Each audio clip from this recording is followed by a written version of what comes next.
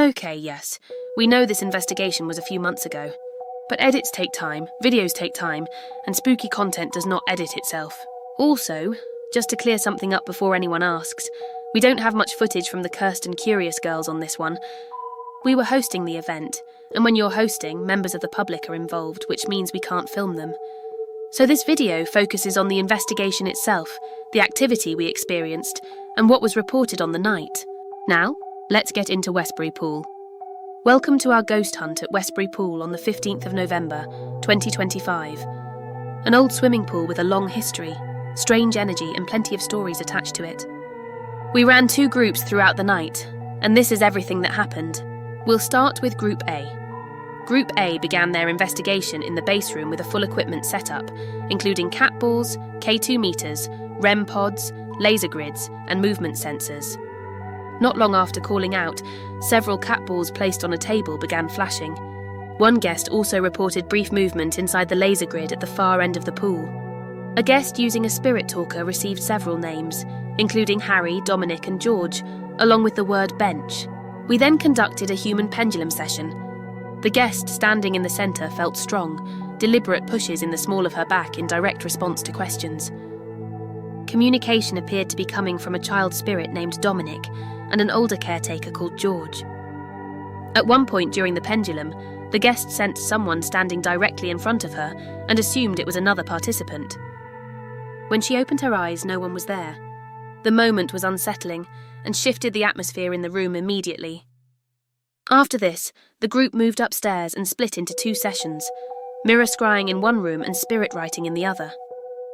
During mirror scrying, 3 guests took part and all reported similar visual changes. Each said their brown eyes appeared to turn blue, and all described facial hair forming on their reflections. One guest also reported a sensation of thick hair growing around his ears. All 3 described the experience as deeply unsettling. In the spirit writing session, 2 guests took part with 2 observers present. One observer suddenly had the song "I'm Henry VIII, I Am" pop into her mind. Without any verbal communication, the guest writing produced the word Henry on the paper moments later.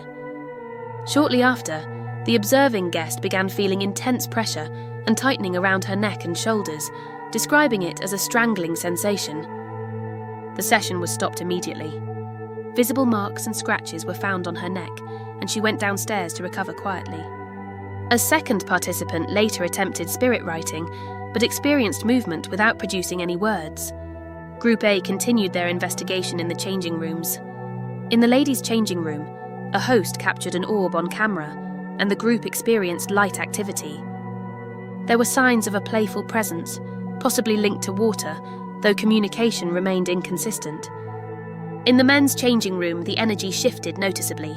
The atmosphere felt heavier and darker, and intermittent responses came through on the K2 meter, especially during light provocation. No motion sensors were triggered, but Paul captured photographs that appeared to show a dark shadow figure. Although a presence was clearly felt, it seemed unwilling to communicate directly. Now let's move on to Group B.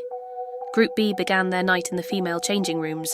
They set up K2 meters and cat balls, introduced themselves, and called out to any spirits present. At first, the room was quiet, but then multiple K2 devices began spiking, and one cat ball responded. Although activity was present, it didn't give enough information to identify who they were communicating with. The group also heard taps and knocks around the room. Staff at the location didn't recognise the sounds as normal building noises, though they couldn't completely rule it out. When the spirit box was turned on, at least 3 clear voices came through. From the responses, the group believed they were communicating with a mother, father, and daughter. It was unclear why they remained together, but the impression was that they liked being there and possibly had fond memories of the pool.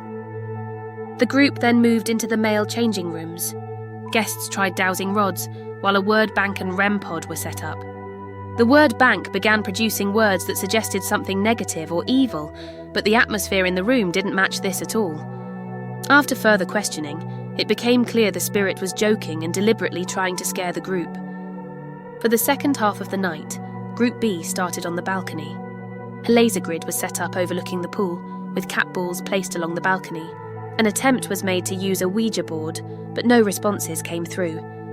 The area felt quiet, so the group moved upstairs. Upstairs, a K2 meter and the hexcom were set up, and one guest volunteered for the Estes method. A REM pod was placed in the hallway outside the room. Intelligent responses came through both the Estes method and the hexcom, often repeating words across devices. The K2 also spiked in response to certain phrases. Once the Estes session ended, the hexcom stopped producing words for around 30 minutes. As the group continued calling out, the REM pod in the hallway began activating. It didn't appear to respond to questions and may have been residual activity. The group split between two rooms and continued investigating, receiving occasional words on the hexcom, K2 spikes, REM pod activations, and catball responses, but nothing consistent or clearly interactive. YouTube outro. Westbury Pool gave us a night packed with strange moments, physical sensations, and unanswered questions. From spirit communication and visual changes to unexplained activity caught on camera, this location continues to surprise us every time we return. And a huge thank you to Paranormal Presence Investigations. We genuinely could not do nights like this without you. If you enjoyed this investigation, make sure to like, subscribe, and share. It helps more curious minds find their way into the strange.